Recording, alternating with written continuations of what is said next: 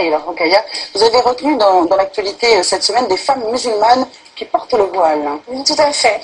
Vous avez sans doute entendu parler de la conversion de Diams. En fait, je ne cache pas que j'ai été assez troublée par la polémique qui a accompagné la publication des photos de Diams revêtues d'un voile, signe de sa récente conversion à l'islam. Alors, certains se sont indignés en attribuant en fait cette conversion à sa récente union avec un homme musulman. Donc, elle se serait convertie sous influence. C'est ce qu'on dit, c'est ce qui a été dit. Et d'autres sont même allés plus loin, telle Siam Abchi, la présidente de Ni Pute Ni Soumise, qui estime qu'elle a complètement abandonné la cause de l'égalité homme-femme, ou Fadela Amara, qui s'est dite contre le voile. Donc elle était très engagée, Diams, effectivement, sur la cause des femmes, et ça, on en a beaucoup discuté, nous, dans la rédaction, et ça a pas mal suscité de... C'est une rappeuse, on le rappelle, et qui, quand le titre qu'il a fait connaître, dans ce titre, elle disait précisément qu'elle était contre le port du voile, parce qu'elle estimait que, justement, c'était le signe de l'infériorité de la femme vis-à-vis des hommes dans les cités. Visiblement, elle a fait un chemin spirituel, et finalement, on a appris cette semaine qu'elle était déjà apparue publiquement voilée au mois de mars, donc ce qui prouve que c'était antérieur à son mariage. C'est pas la première fois qu'une femme, sous le regard du public, porte le voile ou se convertit. Alors ça arrive assez rarement, mais c'est vrai que vous vous souvenez sans doute de Sophie Guillemin, l'actrice qui avait été révélée par Cédric Kahn en 98 dans le film L'Ennui.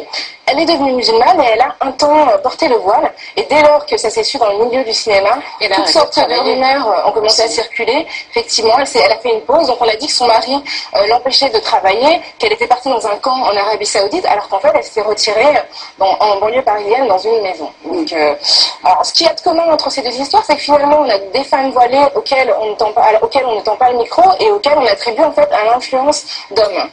C'est pour cela qu'en fait j'ai choisi cette semaine de vous proposer de regarder un petit peu... Parce que Diams, elle ne s'est pas exprimée, en fait. Elle ne s'est pas exprimée, et Sophie Guillemin, à l'époque, avait aussi disparu de la circulation. Donc, Elle ne veut pas s'exprimer. Elle ne souhaite pas s'exprimer. Donc, on interprète, en fait, son cheminement spirituel. Il y a des questions qui lui ont été posées, mais elle refuse pour l'instant de... Tout à fait. Tout à fait. Par contre, d'autres s'expriment à sa place en exprimant des choses qui... voilà. Ça, c'est le risque qu'on prend quand elle refuse de s'exprimer. Vous avez entendu votre micro à qui? Voilà, à des femmes donc, qui sont musulmanes et qui portent le voile et qui ont monté une initiative que je trouve positive. En fait, ce sont deux jeunes femmes qui sont lasses d'être résumées à leur voile et qui ont décidé de monter un webzine féminin qui s'appelle Hijab and the City. Donc le hijab, c'est le voile féminin et c'est un site féminin dans lequel elles sont... Vous disiez le voile féminin, donc je ne crois pas qu'il y ait le voile masculin. Peut-être, je voulais dire le voile, évidemment, le voile islamique. Et donc, je vous propose d'écouter Mariam Tiganini, qui est une des cofondatrices du site et qui est très, très étonnante. C'est le webzine féminin qui n'exclut pas les femmes françaises de confession musulmane, de culture musulmane. Donc, c'est une tribune, en fait, pour ces femmes, dont on parle beaucoup, mais à qui on ne donne pas forcément la parole. Alors, nous, vraiment, sur Hijab and the City, on mise beaucoup sur l'authenticité. Donc, on a beaucoup de témoignages. On a des femmes qui nous parlent de leur vécu, de leur expérience, comme le divorce, l'avortement, la sexualité, mais aussi des sujets plus légers, comme la mode, la beauté, encore la culture.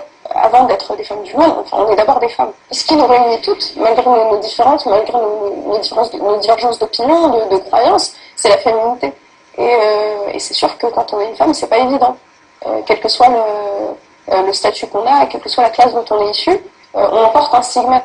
Alors, est-ce que ce n'est pas exactement ça qui manque à la discussion qui nourrit abondamment l'actualité autour du port du voile? Tout à fait, parce que c'est vrai qu'on a eu le cas de Franck Ribéry qui s'est converti à l'islam, et c'est vrai que ça n'a pas fait couler autant d'encre. Donc finalement, ce qui réunit les femmes, quelle que soit leur confession, c'est le fait qu'elles sont victimes, pour la plupart, de préjugés. On rappelle qu'on peut se convertir à l'islam et ne pas porter le voile aussi. Hein, absolument, c'est un choix, donc on peut porter des signes religieux, donc choisir de ne pas les porter. Et encore une fois, c'est un choix qui relève de la vie privée. Vous nous rappelez le nom de ce webzine sur lequel il est en référence à une célèbre série. Oui, Sex and the City. Et donc, ce sera référencé bien entendu sur le site de la matinale. Merci beaucoup, Rokhaya.